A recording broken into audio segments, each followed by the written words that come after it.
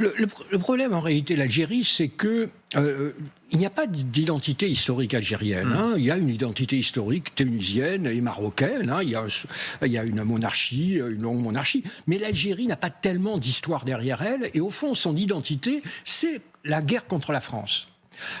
Et la colonisation française. Parce que notre colonisation en Algérie a été une colonisation absolue. C'est-à-dire nous avons totalement, vraiment déstructuré le pays. Les structures, à tout point de vue, nous avons d'une certaine manière détruit ce qui était et reconstruit une société coloniale. Mais les crimes de guerre, il y a beaucoup de crimes de guerre algériens, évidemment, pendant la guerre d'Algérie, mais enfin, les crimes de guerre français, la torture française, l'occupation d'un pays qui n'était pas la France. Exactement. Est-ce que vous comprenez ces Algériens qui disent non, en réalité, on n'a pas vraiment pardonné?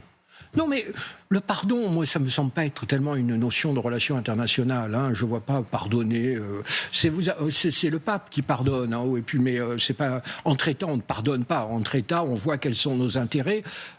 L'Algérie s'est créée contre la France, l'Algérie moderne se crée contre la France et elle va rester contre la France. C'est son identité. Et ce régime, qui est un régime militaire, derrière le pauvre Tebboune, c'est des colonels et des généraux dont on ne connaît d'ailleurs pas les noms.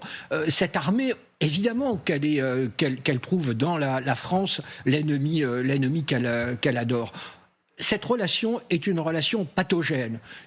Vous savez, tout nouveau président de la République française arrive en disant « avec moi, les relations vont s'améliorer ». Elles ne s'amélioreront jamais et nous devons gérer cette relation comme une relation glaciale. Il n'y a pas besoin d'en faire trop de part et d'autre.